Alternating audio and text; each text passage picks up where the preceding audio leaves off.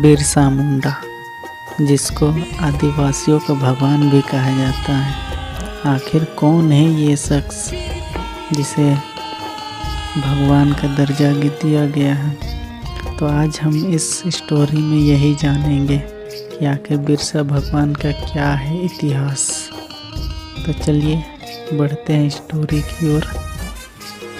15 नवंबर 1975 को उलिहातू गांव में एक बच्चे का जन्म हुआ। मुंडा जनजातियों वाला यह उलिहातू गांव आज के झारखंड के खूंटी जिले में पड़ता है। इस बच्चे ने अपनी शुरुआत की शिक्षा सलगा गांव के शिक्षक जयपाल नाग से ली। बाद में जयपाल की सिफारिश पर उसने जर्मन मिशनरी स्कूल ज्वाइन कर लिया।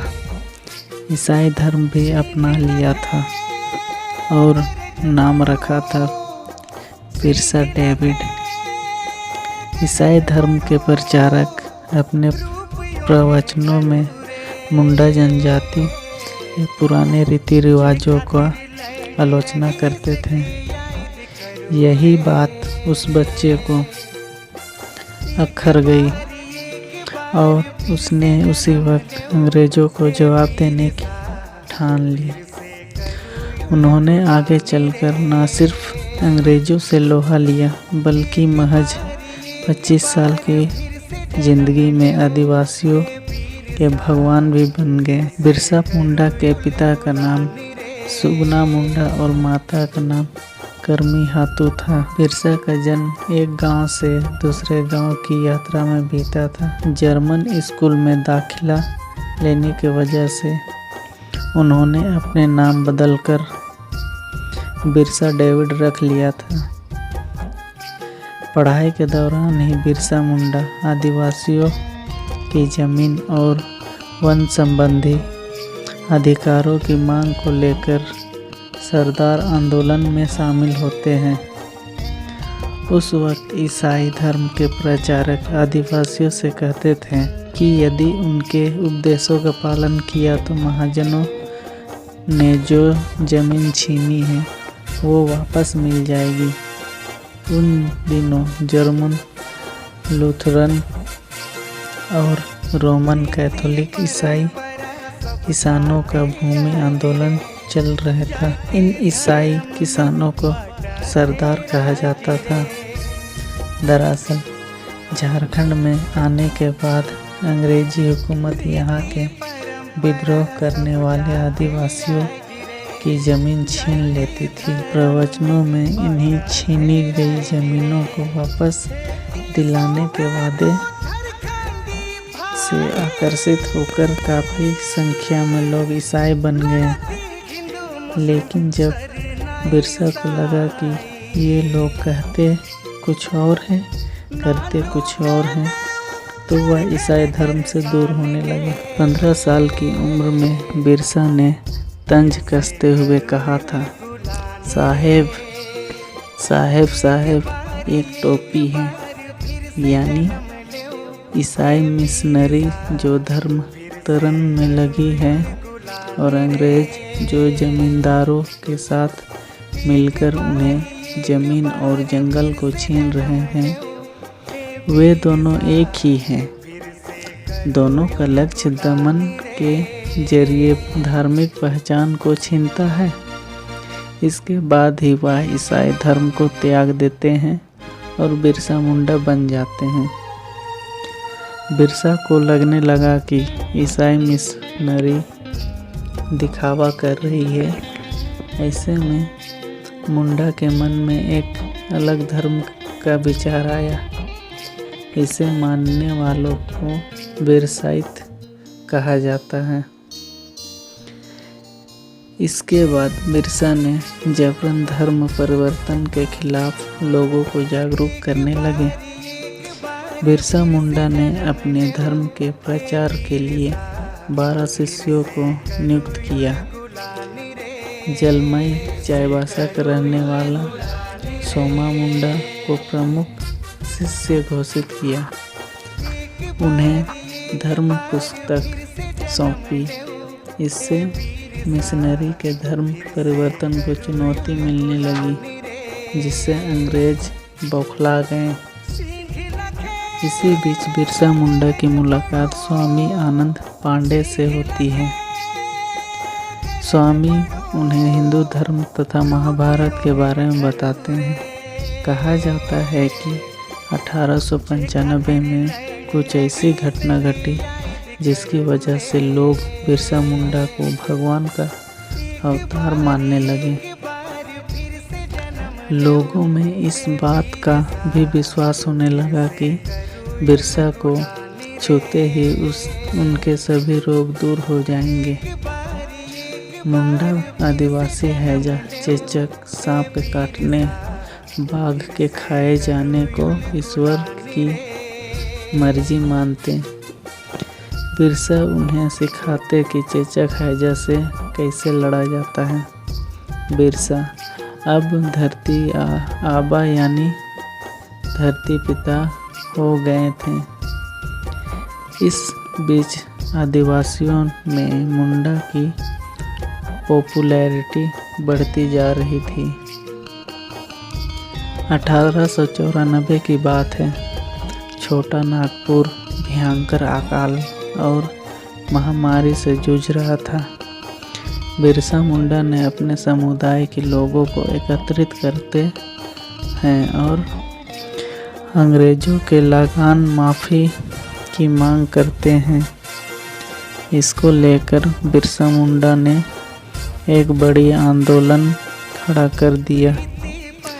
बिरसा ने अंग्रेजों द्वारा लागू की गई जमींदारी और राजस्व व्यवस्था के खिलाफ लड़ाई छेड़ी।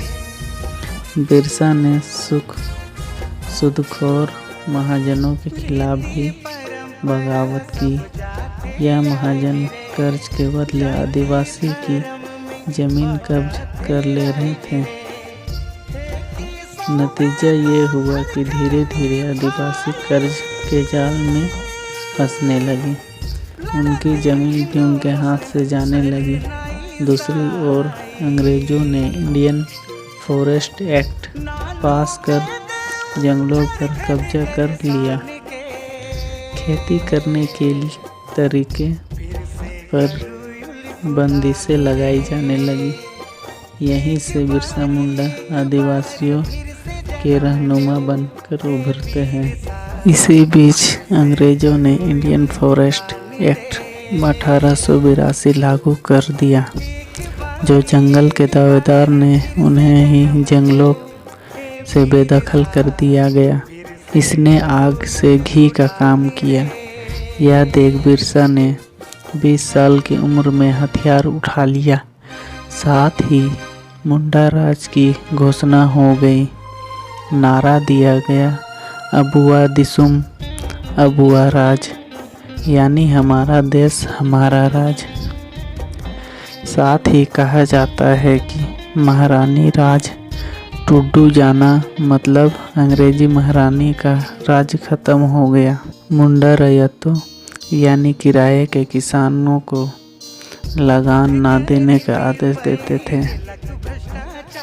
उस वक्त के रोमन कैथोलिक मिशन सर्वदा के फादर हाफमैन लिखते हैं, यह सच्चाई थी कि अंग्रेजों अफसरों को लगा कि यह खुद भगवान बनता जा रहा है। ऐसे में उस वक्त के रांची के एसपी मिस्टर प्रियस पुलिस के दस्ते के साथ चलकद पहुँचे और 24 अगस्त 1895 की रात बिरसा को गिरफ्तार कर लिया। बिरसा को उनके 15 शिष्यों के साथ रांची ले जाया गया, वो भी पैदल। इस दौरान उन्हें जंजीरों से जकड़ रखा गया था। रांची में मुंडा पर आईपीसी की धारा 505 के तहत मुकदमा चलाया जाता है और उन्हें 2 साल की जेल हो जाती है। इससे कुछ वक्त के लिए इलाके में खामोशी छा जाती है, लेकिन यह खामोशी आने वाली तूफान की खामोशी साबित होती है। अगस्त 1897 में बिरसा ने अपने साथ करीब 400 आदिवासियों को लेकर एक थाने पर हमला बोल दिया। 28 जनवरी 1898 में रांची के निकट चुटिया के हिंदू मंदिर में तोड़फोड़ होती है। इस सिलसिले में कुछ मुंडा नेताओं को गिरफ्तार किया जाता है। गिरफ्तार किए लोग दावा करते हैं कि उन्होंने बिरसा भगवान के कहने पर ऐसा किया है। ब्रिटिश पुलिस फिर से बिरसा के खिलाफ गिरफ्तारी वारंट जारी करती है, लेकिन पुलिस उन्हें पकड़ नहीं पाती। 15 दिसंबर 1899 का दिन था। 7000 के करीब पुरुष और महिलाएं जुटे थे। बिरसा मुंडा इस दौरान उल गुलान क्रांति ऐलान करते हैं। उल गुलान का अर्थ है भारी कोलाहल एवं उथल पुथल, यानी जल जंगल जमीन पर हक की लड़ाई।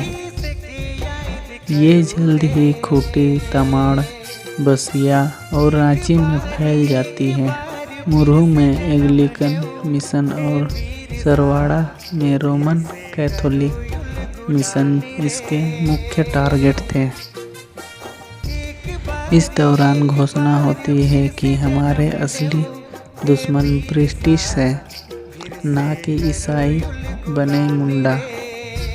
साथ ही अंग्रेजों के खिलाफ निर्णायक जंग का ऐलान होता है।